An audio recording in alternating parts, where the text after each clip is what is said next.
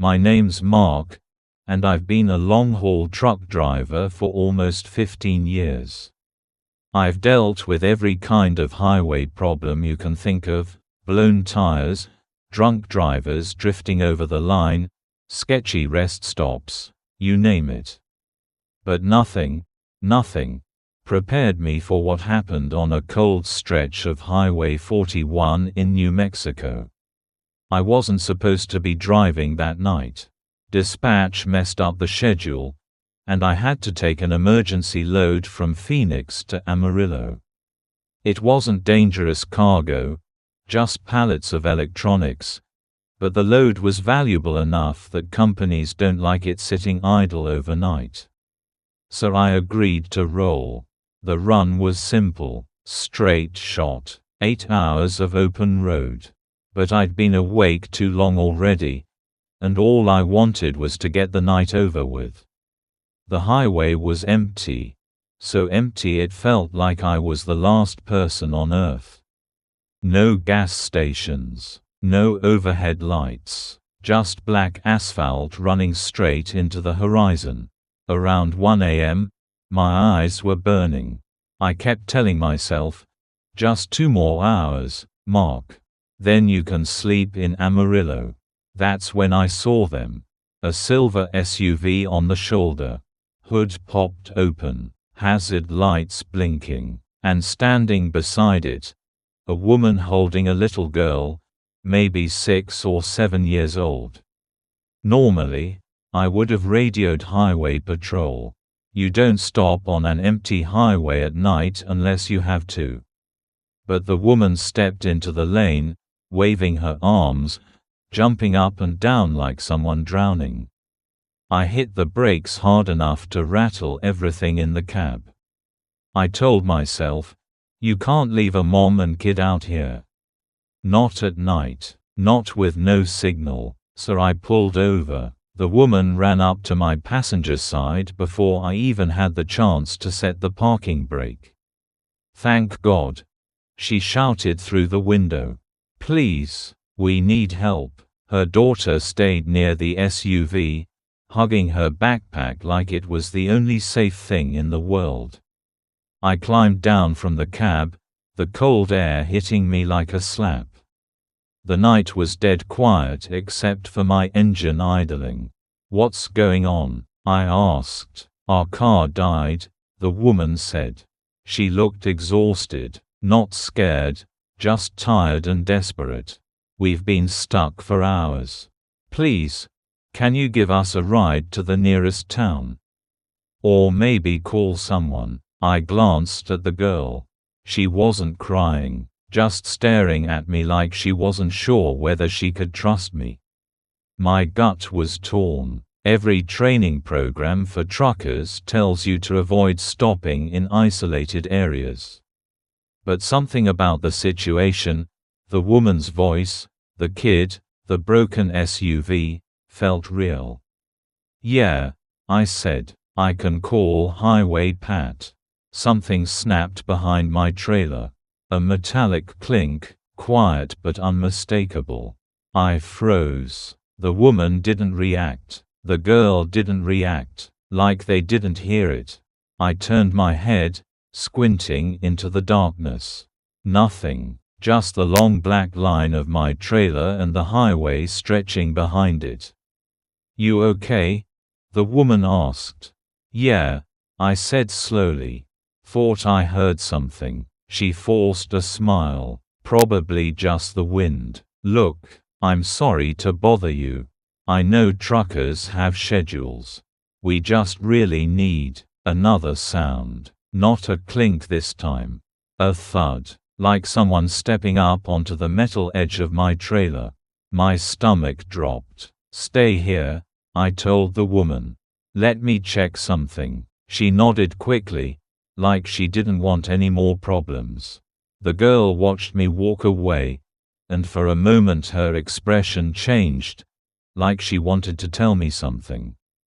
But she didn't. I jogged toward the back of the trailer, boots crunching gravel. My flashlight beam shook in my hand. I reached the rear doors. Nobody. Nothing, just the reflective tape glowing back at me in the beam. I was about to turn around when I noticed something near the trailer wheels. A chain, freshly hooked to the undercarriage. My breath stopped. Someone had crawled under my trailer. Someone had hooked it to a tow line. My first instinct was to run back, grab the woman and kid, and tell them to get away. But then I realized something that made my blood run cold. The tow line wasn't attached to their SUV. It was attached to something hidden on the opposite shoulder. A darker vehicle, lights off, sitting low to the ground like a flatbed. This wasn't an accident. This wasn't a breakdown. This was a setup. I backed up slowly, pulse racing.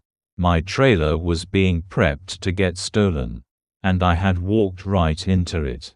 I was standing behind my own truck, staring at the tow chain, when a voice said, "Don't move." It wasn't loud. It wasn't angry. It was calm, too calm. I turned my head. A man stood on the far side of the trailer, half hidden in shadow. He wore a ski mask and held a crowbar like it was part of his arm. He didn't yell. He didn't run. He just stepped toward me slow, like he'd done this 100 times before. "Turn around," he said. "Walk back to the woman." Nice and easy. I did exactly what he said. Not because I'm a coward, because you don't gamble when you don't know how many people are involved. When I reached the SUV again, the woman's entire attitude had changed. Her shoulders were straight. Her face was blank, and the fear she showed earlier was gone like it never existed. "Sorry," she said quietly. "It's not personal." 2 more men came out of the darkness behind her. No masks, just hoodies and gloves. The girl stepped closer to her mother, head down.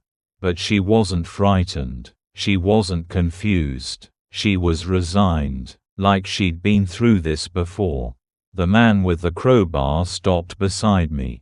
Hands up. I raised them. Another sound echoed down the highway, an engine revving. The flatbed truck I'd seen earlier pulled closer, headlights still off. One of the thieves shouted to the driver, "Get under it." Fast. The flatbed reversed with practiced precision, sliding its platform under the rear wheels of my trailer. This was a professional job. They weren't after my wallet. They weren't after the truck. They were after the cargo. The woman kept her eyes on me as everything unfolded, like she was watching to make sure I didn't do anything stupid. The girl leaned into her side, whispering something. I couldn't hear what, but the mother shook her head gently. "No," she said, "not now." The flatbed driver yelled, "Hooked. We're good." The man with the crowbar tapped my shoulder. "Walk." "Where?" I asked. "Over there." He pointed to the dirt embankment beside the SUV. "Sit. Stay put." I sat down slowly. My whole rig, the truck I'd driven for years, the load that was my entire paycheck, was being stolen 20 feet away from me. The thieves worked fast. 2 of them tightened the tow line. Another placed wheel chocks. One climbed underneath with an angle grinder, sparks illuminating the dirt like fireflies. They had this down to a science. The woman finally spoke again, voice low and almost apologetic. "We don't hurt drivers. Just cargo." "Somebody sent you?" I asked. She shrugged. "Someone always does. Why involve your kid?" She didn't flinch, didn't blink, didn't act guilty. People stop faster for a woman and a child. You know that. The girl didn't look up. I wanted to say something. Tell her she deserved better. Tell her to run. Tell her this wasn't the life she had to live. But nothing came out. What do you even say in a moment like that? The grinder stopped. A man yelled, "Go! Go!" The flatbed lurched forward, pulling my entire trailer like it weighed nothing. The metal groaned, the truck shifted, and within seconds my livelihood was rolling away into a black void of highway. I watched the taillights vanish. Just like that, my haul was gone. The man with the crowbar crouched down in front of me. "We're leaving now," he said. "Wait 5 minutes before you call anyone. Or don't. Doesn't matter, we'll be long gone." He tapped the crowbar against the ground, stood up, and walked off. The woman took her daughter's hand. The girl finally looked at me, just for a second. And in her eyes, I didn't see cruelty. I didn't see manipulation. I saw exhaustion. A child who'd been caught in a life she never chose.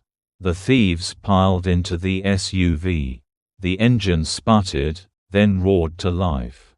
They pulled onto the highway, tires spitting gravel. Then they were nothing more than fading red lights. I sat there in the dark. Alone. No truck. No trailer. No cargo. Just silence. My hands shook as I pulled out my phone. No service. Of course. I had to walk nearly 2 miles before I got a single bar. When I finally reached someone at dispatch, the first thing they asked was, "Where's the load?" I told them everything. The woman, the kid, the thieves, the flatbed, the tow chain, the robbery. They didn't believe me at first. Nobody does when the story sounds too organized, too fast, too efficient. But the state police found the grind marks in the asphalt. They found pieces of the tow chain. They found the tracks where the flatbed pulled away. My trailer never recovered, not a single pallet. Insurance covered some of the loss. The company covered the rest. But me, it took months before I could sleep without flinching at every sound. And now, every time I see a stranded car on the highway, man, woman, child, doesn't matter, I keep driving. Not because I don't care. Not because I'm heartless, but because out there, in the dark, you never know who's desperate. You never know who's watching. You never know if stopping to help is going to cost you everything. That night taught me one thing I'll never forget. Sometimes the people who look like they need saving are the ones who came to take everything from you.